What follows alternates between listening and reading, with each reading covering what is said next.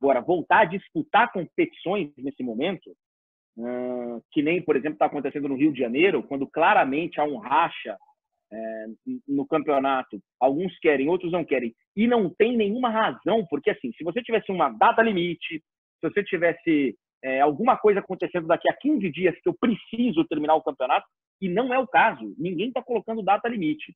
Então, nesse momento, eu vejo como um grande absurdo, uma grande pressa e uma forçação de barra voltar a rolar bola. Eu acho que a gente precisa ter um pouquinho mais de cuidado.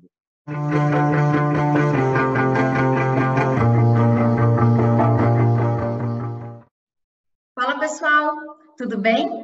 Bom, hoje o Vamos Pro Jogo recebe um jornalista que também é locutor, radialista, apresentador e repórter. Ele começou sua carreira na Rádio Cidade e de lá para cá passou também pela Rádio Band e pela Transamérica. Em 2006, se tornou narrador do Esporte Interativo, local que trabalha até hoje. André Henning, muito obrigado por ter aceito o convite para conversar com a gente. Estamos muito felizes de ter você aqui, viu?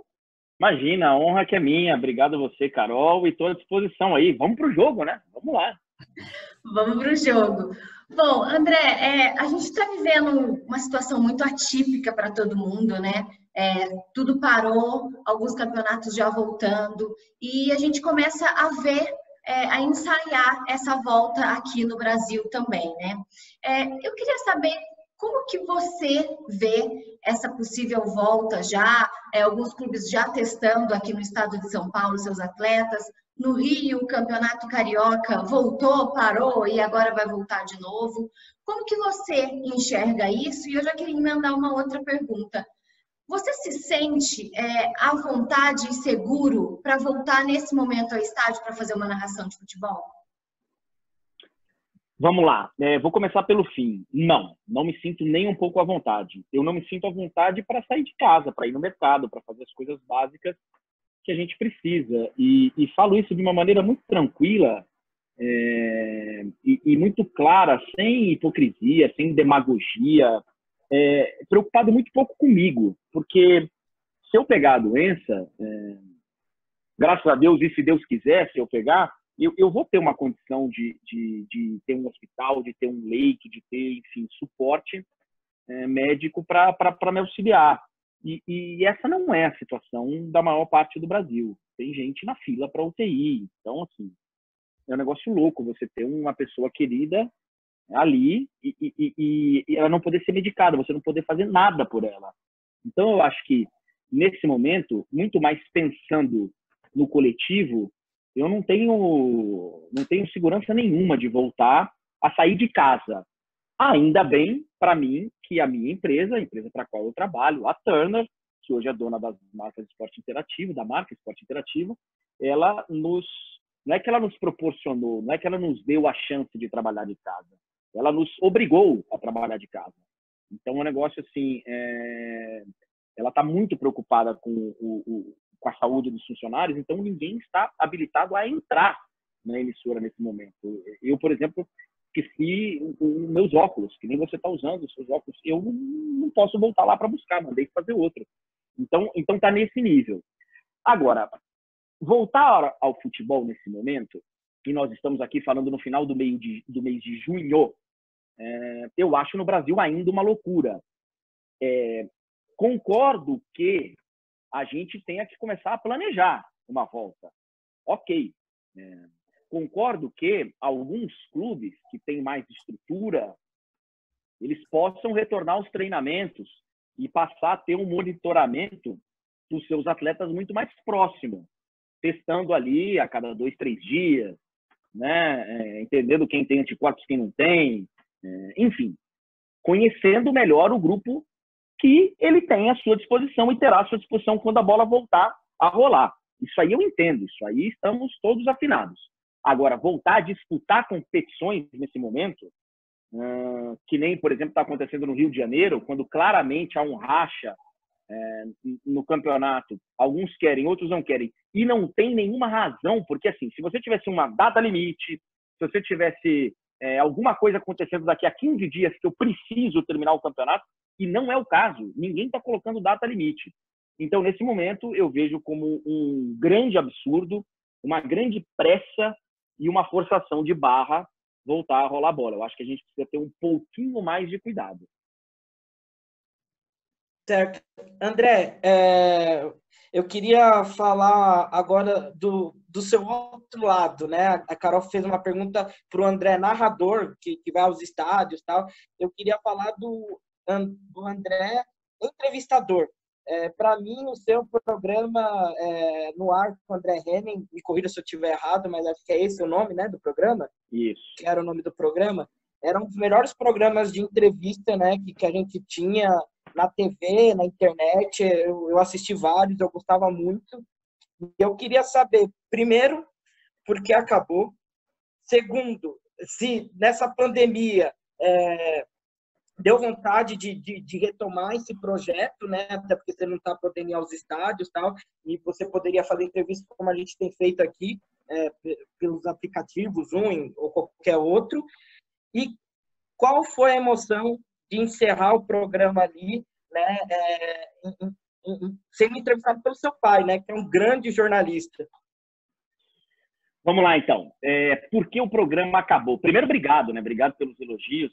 Modéstia à parte, eu também considerava um grande programa de entrevistas. Cara, eu sempre gostei muito dos programas de entrevista e me peguei várias vezes, inclusive nessa quarentena, revendo vários programas, várias edições e gostei muito, assim. É engraçado, porque eu vou vendo o programa, revendo hoje, vou vendo, pô, pergunta tal coisa agora. E eu vou lá e pergunto, assim, eu tenho exatamente a mesma sacada que eu tive no dia. Então, assim, o programa acabou basicamente por duas razões. Primeiro que os canais acabaram, né? Então, os canais de esporte interativo, eles acabaram na grade linear, e aí a gente ficou com alguns programas soltos no canal Space, na TNT, e o No Ar com André Henning foi um deles. Até que, depois de um tempo, também tiraram os programas do canal Space. Não deu muito certo você misturar o esporte com... Então, naturalmente, o programa já iria sair do ar. Digamos que a nossa grade esportiva ela já estava com os dias contados. E juntou-se a isso o fato de que eu estava numa rotina muito complicada, porque eu estava narrando Champions durante a semana, Brasileirão no final de semana, e tinha o programa de entrevista que entregar um por semana. E hoje em dia, quando você vai marcar uma entrevista com algum jogador, com algum técnico dirigente, tá aí a Carol, que não me deixa mentir, você tem um monte de asteriscos na confirmação. Tem que ver se a assessoria do clube vai liberar. Tem que ver se o técnico vai liberar. Tem que ver o resultado do final de semana.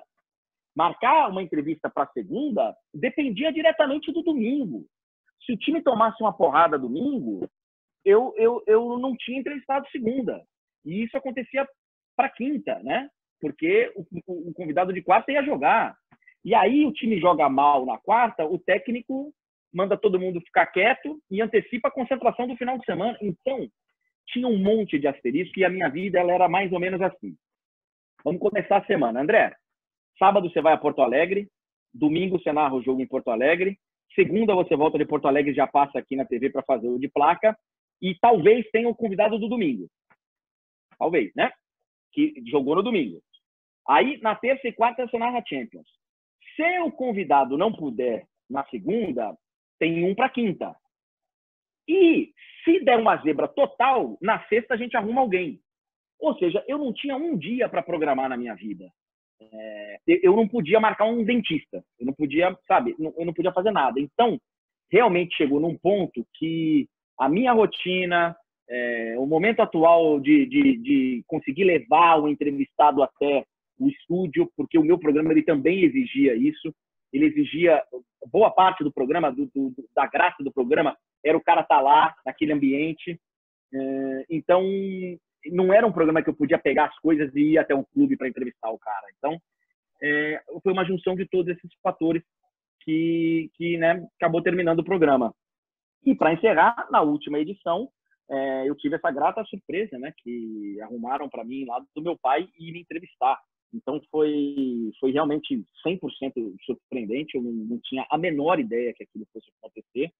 E foi interessante, porque eu fiquei ali tenso, se ele estava conseguindo ouvir o ponto, se ele estava entendendo a dinâmica do programa e querendo responder. Então assim, foi um momento bem marcante, foi legal. Você se tornou a voz do esporte interativo e depois aí do Space, de todos os canais do grupo, né? Porém, o esporte interativo é uma emissora até recente, né? Quando surgiu em 2007. Foi uma aposta com muito trabalho para chegar aonde chegou hoje, com todo o grupo, tendo Liga dos Campeões, e você sendo essa voz, tendo essa identificação com o produto? Foi, cara. Foi uma batalha. Às vezes eu paro para lembrar, e eu quero muito começar a escrever um livro contando isso para não esquecer nada. Foi uma loucura, cara, porque assim, éramos um bando de loucos, né? Só um corintiano, só eu. O resto do bando de loucos era a maioria flamenguista e enfim, um torcedor da Lusa lá no meio. E a gente, cara, e esses caras tinham um sonho, o sonho era deles, não era meu. Eles tinham um sonho de fazer uma TV de graça de esportes no Brasil, uma TV aberta. E quando eles me contaram o sonho deles, a primeira coisa que eu pensei é que esses caras são loucos, completamente malucos. Eles usam drogas assim, de qualidade bem pesada. Esses caras é melhor não me misturar com eles. Mas, ao mesmo tempo, vinha um brilho nos olhos de todos eles. Eram 3 ou 4 sócios nessa época que meio que comandavam a então Top Sports, que veio a dar origem ao esporte interativo, que eu me apaixonei por aquilo. Então, eu topei, e já começou pela dificuldade de ter que me mudar. Eu era um repórter número 1 / narrador número 18 na Rádio Transamérica. Então, bem ou mal, eu estava nos grandes eventos, ou como repórter, ou como narrador. Então, eu ia para a Olimpíada, eu ia para a Copa do Mundo. E a gente vive muito isso, né? O jornalista esportivo, ele vive muito por esses grandes momentos. O cara é escalado para uma Copa, muda a vida dele, a vida profissional, a vida pessoal. Ser escalado para uma Olimpíada, a mesma coisa. Então, assim, e eu tinha praticamente passaporte garantido para os principais eventos, para os principais jogos. E eu tive que trocar tudo isso e um salário bem razoável na época para ir para o esporte interativo, apostar, ganhando menos em outra cidade. Eu saí de São Paulo para ir para o Rio de Janeiro. Então, assim, foi uma aposta. A gente trabalhou muito, cara. A gente trabalhou muito. A gente foi, para vocês terem noção, a gente foi para cumprir 24 horas de programação, né? Para encher 24 horas de grade. Na verdade, você tem que multiplicar por 7 na semana, né? Você tem que fazer 24 vezes 7. A gente tinha numa semana, a gente tinha direito a transmitir alguns jogos do campeonato inglês, alguns jogos do campeonato alemão, alguns jogos do campeonato português. A gente tinha alguma coisa de NBA, acho que 1 ou 2 jogos por semana. A gente tinha... Era isso. Não passava disso. Tá, então sábado e domingo era coisa linda, porque tinha campeonato inglês, tinha campeonato alemão, era... Tá, e segunda, terça, quarta, quinta, sexta, a gente faz o quê? E a gente não tinha nem sede. A gente foi trabalhar numa produtora de vídeo, no lugar onde faziam videoclipe, onde faziam no bairro em Botafogo, no Rio de Janeiro. E assim, a gente reformou a garagem, a gente derrubou a garagem do cara e fizemos ali uma mini redação.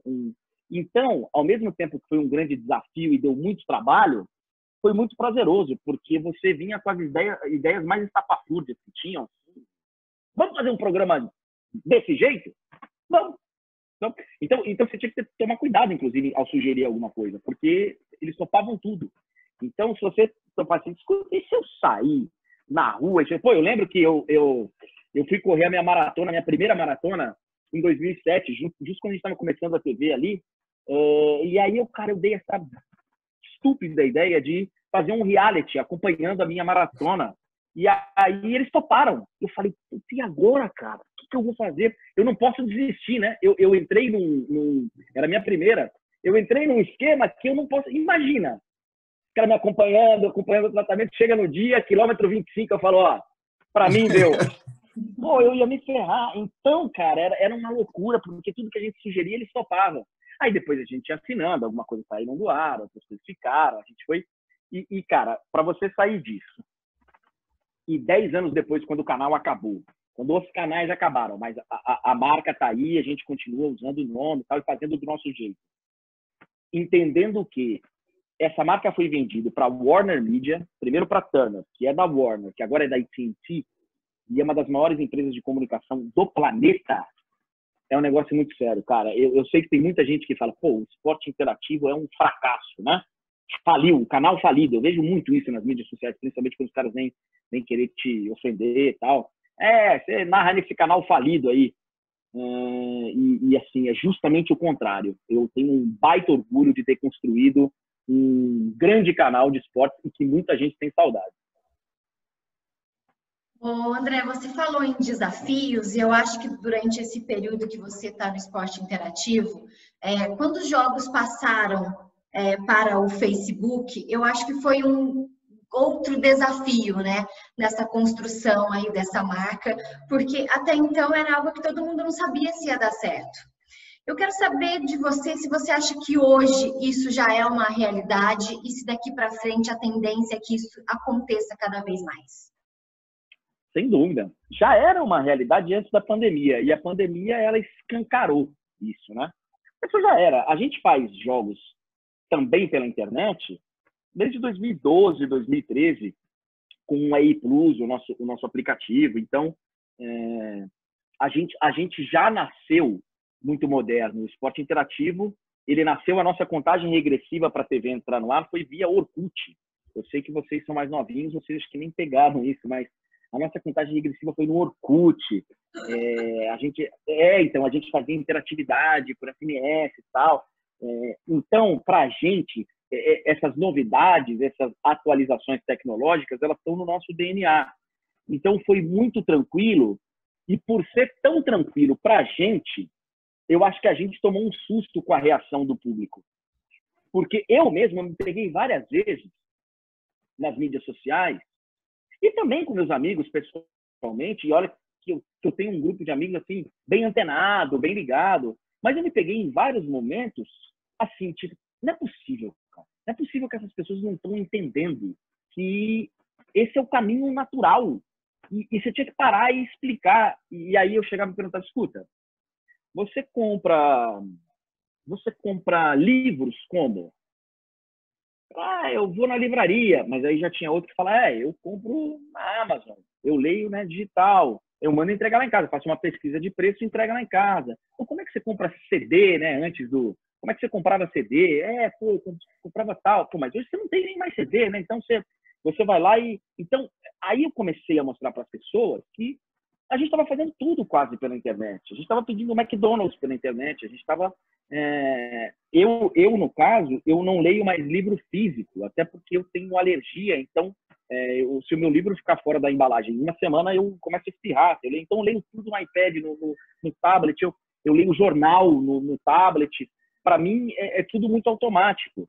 E as pessoas ainda não entendiam que uma vez que o jogo estivesse na sua TV, eu acho que essa sim é uma grande variável aí da história, que é você conseguir jogar a tela do Facebook para a tela da TV, mas uma vez resolvido esse problema, e o maior de todos, que é o da conexão, e aí realmente a gente teve alguns problemas, e o Facebook teve problemas, nós na época do EI Plus tínhamos problemas, mas resolvido esses problemas, que são aparentemente simples, porque a nossa internet ela já está bem avançadinha hoje, e TV, as Smart TVs estão aí, as caixinhas que simulam o Smart TV estão aí, a Apple TV está aí, enfim, o espelhamento de tela do celular está aí. Então, uma vez que o jogo comece na televisão, você não sabe mais se é na TV, se é na TV aberta, se é na TV fechada, se é no pay-per-view, ou se é um streaming, né? Uma vez que esteja tudo encaixado. Mas foi difícil no começo explicar isso. E evidentemente, que é o futuro. Não é à toa que essa MP agora passou. Essa MP, ela passa não porque tem muitas TVs interessadas em mostrar futebol.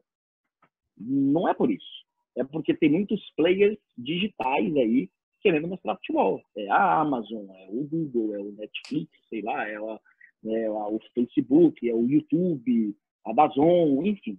Não é por causa de TV aberta, né? Então, o futuro é esse. André, eu juro que eu vou fazer essa pergunta porque eu já vi que você lida muito bem com isso, né? Eu vi na entrevista que Sem você problema deu. nenhum. Pode perguntar.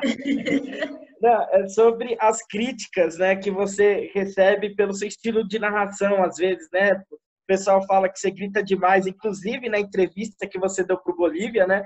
Você fala, só grito, né? É o que o pessoal diz, tal. Ah. Mas durante essa pandemia, eu queria saber se algum hater já chegou e comentou nas suas redes sociais o seguinte: André, estou com saudade até dos seus gritos. Bastante, cara, bastante. As pessoas não percebem que foi um choque no início, né? Quando a gente chega, que a gente começa a ter um alcance muito grande e transmitir grandes competições, as pessoas tomam um choque, porque elas estavam acostumadas com um estilo de narração no Brasil que vinha há 40 anos, sei lá, 50 anos, que era aquele estilo. E a gente veio com algo diferente, que pra gente, como a gente já estava nas parabólicas, as grandes cidades elas não conseguiam nos assistir. Mas o interior do Brasil assistia, o Nordeste assistia. 40% do Brasil, na época que a gente tinha TV nas parabólicas, assistia a TV via parabólica. Então tinha um Brasilzão aí, que muitos de nós não temos contato, que via a gente. Então eles já estavam acostumados com o nosso jeito. Mas na cidade grande, ainda não. Então o cara estava acostumado a ver o joguinho dele na Globo quarta-feira, a ver o pay-per-view, que é outro tipo de... E chegaram uns loucos lá, aquele careca maluco, gritando. E então foi muito mais uma falta de costume, de hábito, do que qualquer outra coisa. E hoje já virou hábito. Tanto que eu estou me pegando em vários momentos nessa pandemia, vários, vendo jogos que já estão acontecendo aí pelo mundo, em outras transmissões, outras TVs, e estou vendo muito narrador gritando, com o tom lá em cima, muito narrador que adorou falar, nossa, transmissão dos caras. Então, assim, hoje já é mais habitual, hoje o cara já está mais acostumado com o nosso estilo de narração. Quanto às críticas, não é de vez em quando, não, cara. Assim, eu sou muito criticado sempre, porque tem aquela galera que é a galera um pouco mais das antigas e que no começo, quando me deram umas alfinetadas, eu respondi. Então, até hoje, eles acham que me incomoda. Então, eles insistem. Mas há muito tempo que deixou de me incomodar. Quando eu saquei que... Quando eu fui ver quem estava fazendo a crítica, e aí você vai, né? Porque uma coisa é o torcedor falar, pô, você torce muito para um time, ou você está gritando demais. O torcedor, ele é movido pela emoção. O torcedor, você tem que dar um desconto de 90% do que ele fala. Então, o torcedor falar qualquer coisa é completamente compreensível e eu administro facilmente. Agora, quando vieram umas duas críticas de gente supostamente entendida, eu fiquei um pouco chateado. Aí, quando eu parei uns 5 minutos para analisar, mas vem cá, essa pessoa, será que ela é entendida mesmo? Tô vendo aqui a pessoa dá palpite em novela, dá palpite em Big Brother, dá palpite no Encontro da Fátima Bernardes, dá palpite no Louro da Ana Maria Braga, dá palpite na vida do vizinho, pô, dá palpite em tudo, velho. Aí eu fui entender que, assim, era muito mais um gosto pessoal que a figura tava ali, né, jogando para fora, porque ela precisa de cliques, precisa realmente... No dia que eu trabalhar com isso, se eu vier trabalhar, eu vou olhar qualquer coisa, né? Pô, a CNN hoje à tarde fez isso. Pô, a Globo News hoje à tarde fez isso. Eu vou ter que escrever, eu vou precisar de clique. Então, quando eu entendi que era só uma opinião pessoal e que tinha muito pouco embasamento, aí eu falei, cara, porque ele não tinha uma análise, sabe? Ó, ele identifica mal os jogadores, ele erra o nome do jogador, ele não tem uma leitura boa do jogo. Teve um lance, por exemplo, de impedimento, que o jogo já estava parado.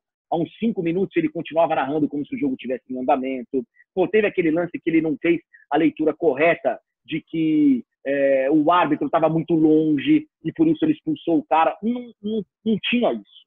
Tinha muito mais a opinião pessoal. Então, de boa, cara. Eu levo numa boa. E quem fala que eu grito na transmissão, eu falo assim, isso, eu grito mesmo. Olha, André, eu juro que eu pensei que a gente ia começar a entrevista com você gritando e eu tava esperando Então. por isso, viu? Eu estava Porque esperando.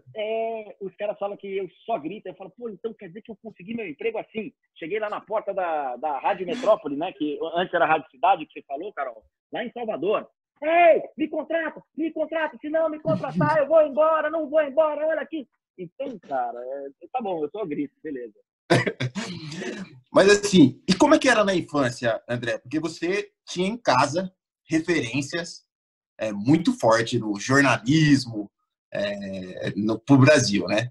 E assim, como é que foi crescer nesse meio? Como você se descobriu narrador? O André já nasceu narrador, era uma vontade de criança. E tem um episódio que eu vi uma entrevista sua falando sobre você ir trabalhar com seu pai e eles te trancarem numa sala e só te contaram esse episódio depois de grande. Eu gostaria que você falasse um pouco. Então, eu acho que eu nasci narrador, cara. Eu acho que eu nasci narrador. Eu nasci falando muito. Eu sou tímido, né? Eu sou uma pessoa... É difícil entender isso. As pessoas olham e falam, você é tímido, nada, mas eu sou. Eu me transformo quando a câmera liga. Eu me transformo quando o microfone abre. Aí sim, eu me solto. Mas eu sou uma pessoa tímida, eu sou uma pessoa meio... E então eu acho que a minha defesa era falar muito. Meio que para me proteger dos silêncios. E aí é a parte difícil de ser filho de um cara que fazia matérias especiais. O meu pai, pouquíssimo na vida, foi repórter de dia a dia. Repórter que vai de manhã na TV, o cara dá a pauta, ele vai lá no Santo Amaro, faz a matéria, volta, edita e vai para casa. Dia seguinte faz a matéria lá em Pirituba, volta, vai para casa. E meu pai muito pouco fez isso na vida. Ou meu pai era correspondente, e a gente morava fora do país, ou o meu pai fazia matérias especiais, Globo Repórter, Fantástico. Então o meu pai ficava muito tempo longe de casa. E eu era muito grudado no meu pai, apaixonado pelo meu pai. Então quando ele estava em casa, eu grudava nele. E ele, até hoje, eu não sei como que ele conseguia, como que ele me aguentava, ele me levava a trabalhar com ele, cara. Ele me levava, ele falava, tá bom, vamos trabalhar. Mas assim, não é tipo assim, final de semana, vou lá dar um plantão, vamos lá comigo. Não. Meu pai me levava a segunda, ele passava, buscava na escola, a gente ia trabalhar, e eu ficava tarde com ele. De uma época que eu estudava à tarde, ele fazia o Bom Dia Bahia, eu ia de manhã com ele, 5 horas da manhã, para a TV. Então, assim, eu convivi muito nesse ambiente. E quando eu tinha uns 7, 8 anos lá em Salvador, eu acho que eles descobriram uma maneira de eu não ficar ali do lado, né? Porque eu ficava me bilhotando, eu ficava olhando. Aí eu pegava uma máquina de escrever antiga da época e escrevia uma matéria, escrevia um off, enfim. Aí eu acho que eles descobriram uma maneira de me deixar quietinho. Tinha uma cabine de off, uma cabine de gravação, que tinha um monitorzinho, que o cara soltava o vídeo lá na ilha de edição, o vídeo ia ali, porque naquela época, às vezes, os caras faziam um off já com a matéria editada. Ele era mais um narrador do que um off que depois as imagens iam se encaixando. Então, ele tinha que ver as imagens para poder fazer a locução. E aí, eles descobriram que eles conseguiam me deixar 90 minutos ali. Eles botavam um play num jogo qualquer, me botavam lá, tinha um microfone, que aquilo era o máximo, né? O microfone no pedestal, e eu ficava narrando. Eu ficava narrando o jogo. Então, durante 45 minutos, eles podiam fazer o que eles quisessem lá fora, eu ficava narrando o jogo. Eu tinha meu caderninho, eu anotava a escalação, né? Então, Bahia e Vitória. Tinha acontecido 2 semanas antes. Pô, André, vai narrar Bahia e Vitória. E aí chegou uma época que, de vez em quando, eles abriam o volume lá para a redação. Que a redação a gente via. Tinha um aquáriozinho que você via ali a movimentação na ilha e tal.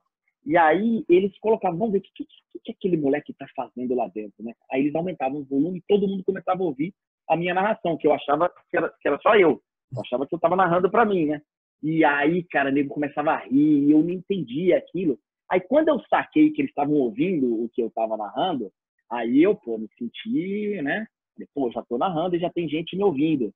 Então, desde moleque, cara, eu tive esse sonho e talvez pelo meu pai estar cansado do grude, eu quis ser narrador. E aí comecei a narrar porque ele me trancou numa cabine de narração de off. André, a nossa entrevista está chegando ao fim, Mas eu fui buscar algumas coisas sobre você, até para a gente tentar explorar coisas que você ainda não tinha falado, enfim, sair da mesmice. Uhum. E eu vi em uma determinada entrevista que você disse que gosta mais de basquete do que de futebol, é verdade? É verdade, e é muita verdade. É tão verdade, e a gente não tinha combinado, que essa é a camisa do meu time de basquete, do Washington Wizards. Cara, o meu esporte é basquete, Carol. Eu, quando era garoto lá em Salvador, eu jogava basquete. Eu não jogava futebol.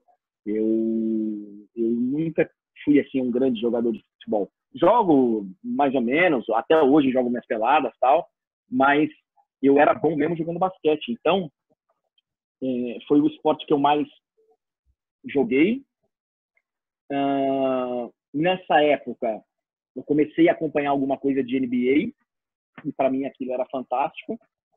E quando eu mudo para os Estados Unidos, para Washington, lá o futebol não era, né, um esporte para ser visto. Eu até jogava futebol lá, mas não assistia futebol, né? Não tinha Major League Soccer e tal. Hoje o Washington tem até um time decente de futebol. Outro dia o Wayne Rooney estava lá.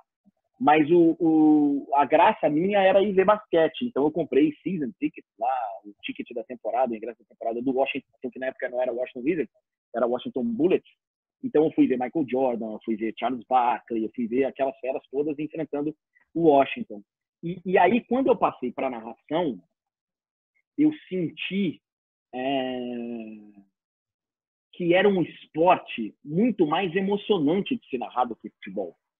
O basquete é muito mais legal para narrar do que o futebol.